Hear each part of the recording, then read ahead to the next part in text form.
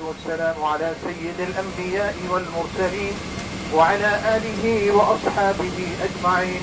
ربنا ظلمنا أنفسنا وإن لم تغفر لنا وترحمنا لنكونن من الخاسرين. يا أرحم الراحمين يا رب العالمين, আপনি আমাদের প্রতি খাস রহমত নাযিল করুন এবং আমাদেরকে আপনার প্রিয় মানুষদের অন্তর্ভুক্ত করে দিন। ইয়া রাব্বাল আলামিন, সম্মানিত হজ যাত্রীদের সাথে নিয়ে আপনার শাহী দরবারে হাত তুলেছি। আমাদের সহ বাংলাদেশ সহ সারা পৃথিবীর হাজীগণকে হজ্জে মকবুল এবং হজ্জে মাবরুর নসিব ফরমান। ইয়া মাওলা ইয়া কারীম, আজকে বাংলাদেশ থেকে প্রথম হজ ফ্লাইটে 420 জন হজ যাত্রী পবিত্র ভূমি মক্কার উদ্দেশ্যে রওনা করবেন। গণপ্রজাতন্ত্রী বাংলাদেশ সরকারের মাননীয় প্রধানমন্ত্রী জনাব তারেক রহমান হজ যাত্রীদের সাথে কুশল বিনিময় এবং তাদেরকে বিদায় জানাতে এখানে উপস্থিত হয়েছেন। ইয়া আল্লাহ, আপনি মাননীয় প্রধানমন্ত্রীকে উত্তম জাযা দান করুন, তাকে সুস্থ এবং নেক হায়াত দান করুন।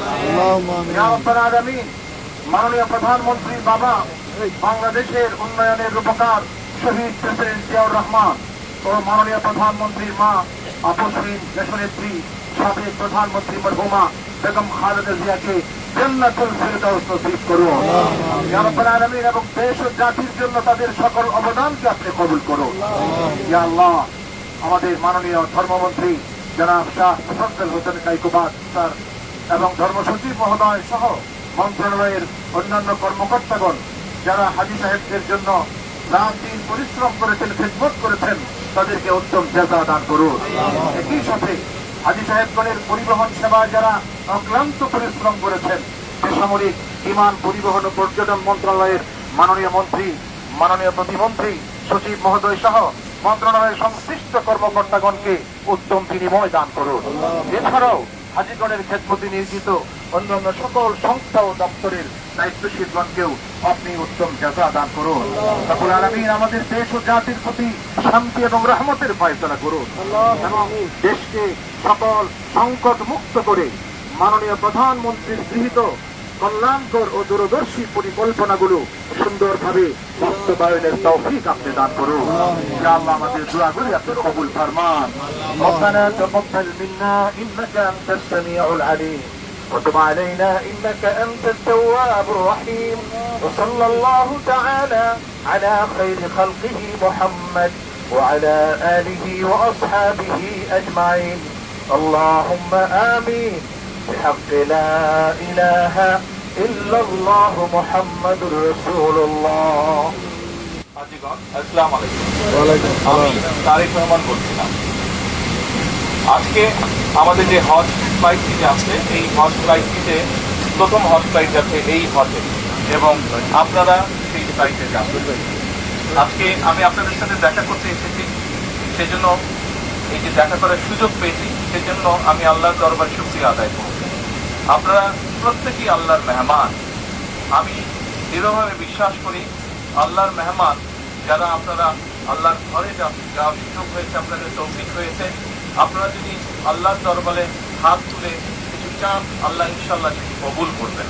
আপনাদের কাছে আমার বিনীত অনুরোধ থাকবে, আপনারা এই বাংলাদেশের নাগরিক হিসেবে, বাংলাদেশের সন্তান হিসেবে হজে যাচ্ছেন, দয়া করে দেশ এবং দেশের মানুষের জন্য দোয়া করবেন, যাতে করে আল্লাহ আমাদেরকে তৌফিক দেন, যাতে আল্লাহ আমাদের উপরে রহমত নাযিল করেন, যাতে আল্লাহ আমাদেরকে সাহায্য করেন। আমাদের সামনে যে সকল বিপদ আছে, আমরা দেশের সকল মানুষ একসাথে যাতে কাজ করে সেই বিপদ থেকে, সেই সমস্যা থেকে দেশকে বের করে আনতে পারি। দয়া করে আল্লাহর দরবারে হাত তুলে দোয়া করবেন, আমরা দেশের মানুষ সকলে যাতে শান্তিতে এই দেশে বাস করতে পারি। দয়া করে আল্লাহর কাছে দোয়া করবেন যে আমরা দেশের মানুষের জন্য এই সরকার যে কাজগুলো করতে চেষ্টা করছে, দেশের মানুষের বেকার সমস্যার সমাধান করার জন্য, দেশের মানুষের খাদ্য নিরাপত্তার জন্য, দেশের মানুষের শিক্ষার জন্য, দেশের মানুষের স্বাস্থ্যের জন্য, কর্মসংস্থান সহ আরো যে কাজগুলো আমরা করতে চাইছি, সেই কাজগুলো যাতে আমরা সম্পন্ন করতে পারি, তার জন্য যাতে আল্লাহ আমাদেরকে তৌফিক দেন, আর সেই রহমত যাতে আল্লাহ আমাদেরকে দেন। আর আপনারা হজে যাচ্ছেন, আমরা চেষ্টা করেছি সরকারের পক্ষ থেকে যদি কোনো ত্রুটি থাকে সেটিকে ঠিক করার জন্য।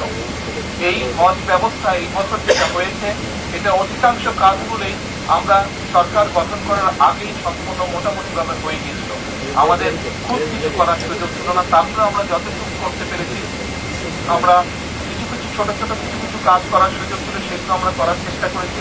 তার মধ্যে একটু একটা বড় কাজ আছে, আমরা চেষ্টা করেছি 12,000 টাকা পর্যন্ত টিকিটের যে ভ্যালুটা আছে 12,000 টাকা পর্যন্ত আমরা কমানোর চেষ্টা করেছি।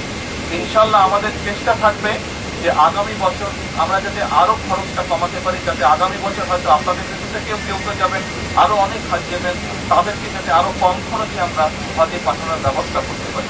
সেই তৌফিকও যাতে আল্লাহ আমাদেরকে দেন, সেই রহমতও যাতে দেন আল্লাহ, দয়া করে সেটির জন্য দোয়া করতেন। আপনাদের কাছে আমরা দোয়া চাইলাম দেশের জন্য, দেশের মানুষের জন্য।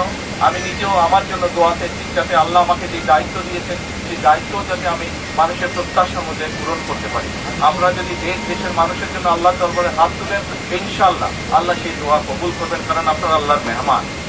একই সাথে আমরা যারা দেশে রয়ে যাচ্ছি, আমরা দোয়া করছি আপনারা যারা যারা যাচ্ছেন, যতজন মানুষ যাচ্ছেন, প্রত্যেকে ইনশাআল্লাহ সুস্থ শরীরে পরিবারের কাছে যাতে ফিরে আসতে পারে, সুস্থভাবে এই দেশের আবার যাতে দেশের মাটিতে ফিরে আসতে পারে। পরিশেষে আবারও আপনাদের দোয়াতে আমার এই আপনাদের কাছে বিদায় নেই। আসসালামু আলাইকুম।